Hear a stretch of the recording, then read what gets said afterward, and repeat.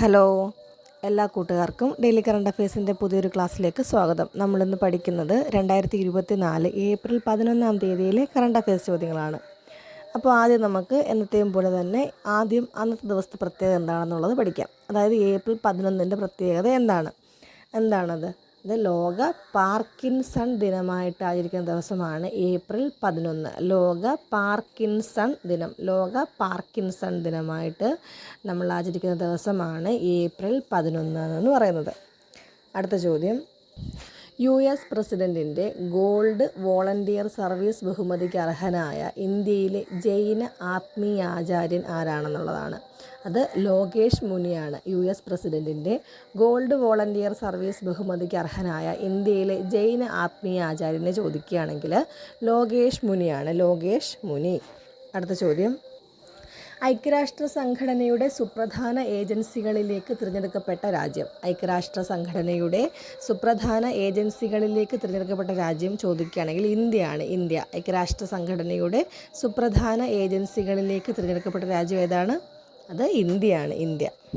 അടുത്ത ചോദ്യം, അടുത്തിടെ 2000 വർഷം പഴക്കമുള്ള ചേര നാണയം കണ്ടെത്തിയ രാജ്യം. അടുത്തിടെ 2000 വർഷം പഴക്കമുള്ള ചേര നാണയം കണ്ടെത്തിയ രാജ്യം ഈജിപ്ത്. അടുത്തിടെ 2000 വർഷം പഴക്കമുള്ള ചേര നാണയം കണ്ടെത്തിയ രാജ്യം ചോദിക്കുകയാണെങ്കിൽ ഈജിപ്ത്.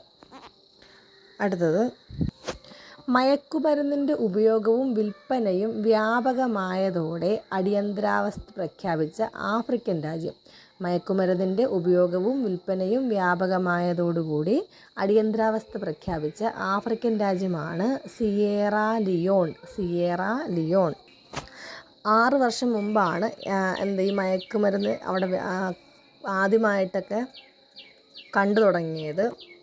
അപ്പോൾ ഇപ്പോൾ അത് ഭയങ്കര വ്യാപകമായിട്ട് മയക്കുമരുന്നിൻ്റെ ഉപയോഗവും വിൽപ്പനയൊക്കെ വളരെ വ്യാപകമായതോടു കൂടിയാണ് അടിയന്തരാവസ്ഥ പ്രഖ്യാപിച്ചിരിക്കുന്നത്. ഈ രാജ്യം എന്ന് പറയുന്നത് പശ്ചിമ ആഫ്രിക്കയിലെ ഒരു രാജ്യമാണ് സിയേറ ലിയോൺ എന്ന് പറയുന്നത്. ഗിനിയ, ലൈബീരിയ, അറ്റ്ലാന്റിക് സമുദ്രം ഇതൊക്കെയാണ് സിയേറ ലിയോണിൻ്റെ അതിർത്തികളായിട്ട് വരുന്നത്. അപ്പോൾ മയക്കുമരുന്നിൻ്റെ ഉപയോഗവും വിൽപ്പനയും വ്യാപകമായതോടുകൂടി അടിയന്തരാവസ്ഥ പ്രഖ്യാപിച്ച ആഫ്രിക്കൻ രാജ്യമാണിത്, സിയേറ ലിയോൺ എന്ന് പറയുന്നത്. അടുത്ത ചോദ്യം, 2024 ഏപ്രിലിൽ ആഗോള എയർലൈൻ രംഗത്ത് വിപണി മൂല്യത്തിൽ 3-ാം സ്ഥാനത്തെത്തിയ എയർലൈൻസ് ഏതാണ്? 2024 ഏപ്രിലിൽ ആഗോള എയർലൈൻ രംഗത്ത് വിപണി മൂല്യത്തിൽ 3-ാം സ്ഥാനത്തെത്തിയ എയർലൈൻസ് ആണ് ഇൻഡിഗോ. 2024 ഏപ്രിലിൽ ആഗോള എയർലൈൻ രംഗത്ത് വിപണി മൂല്യത്തിൽ 1-ാം സ്ഥാനത്തെത്തിയ എയർലൈൻസ് ആണിത്, ഇൻഡിഗോ എന്ന് പറയുന്നത്. അടുത്ത ചോദ്യം, 2024 ഏപ്രിലിൽ Indian coast guard aquatic centre നിലവിൽ വന്നത് എവിടെയാണ്? 2024 ഏപ്രിലിൽ Indian coast guard aquatic centre നിലവിൽ വന്നത് മണ്ഡപമാണ്. മണ്ഡപം എവിടെയാണ്? അത് തമിഴ്നാടാണ്. തമിഴ്നാട്ടിലെ മണ്ഡപം എന്ന് പറയുന്ന അടുത്താണ് Indian coast guard aquatic centre നിലവിൽ വന്നിരിക്കുന്നത്. ഇന്ത്യൻ കോസ്റ്റ് ഗാർഡ് ഡയറക്ടർ ആരാ?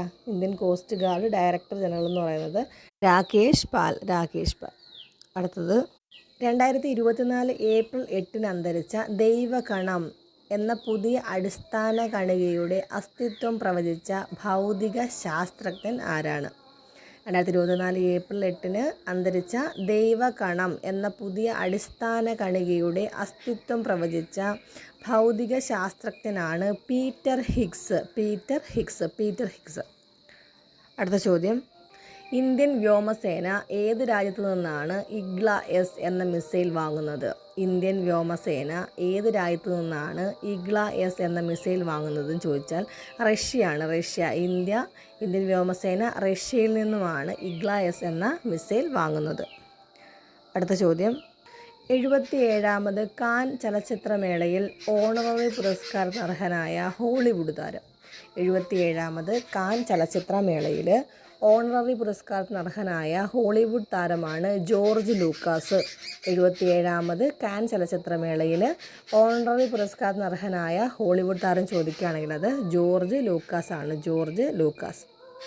അടുത്ത ചോദ്യം, ഉപഭോക്താക്കളിൽ നിന്ന് ബില്ലുകൾ സ്വീകരിച്ച് അവർക്ക് സമ്മാനങ്ങൾ നൽകുന്നതിനായിട്ടുള്ള GST വകുപ്പിൻ്റെ ആപ്ലിക്കേഷൻ. ഉപഭോക്താക്കളിൽ നിന്ന് ബില്ലുകൾ സ്വീകരിച്ച് അവർക്ക് സമ്മാനങ്ങൾ നൽകുന്നതിനായിട്ടുള്ള GST വകുപ്പിൻ്റെ ആപ്ലിക്കേഷനാണ് ലക്കി ബിൽ ആപ്ലിക്കേഷൻ. ഉപഭോക്താക്കളിൽ നിന്ന് ബില്ലുകൾ സ്വീകരിച്ചിട്ട് അവർക്ക് സമ്മാനങ്ങൾ നൽകുന്നതിനായിട്ടുള്ള GST വകുപ്പിൻ്റെ ആപ്ലിക്കേഷനാണിത്. Lucky bill application. Okay, thank U.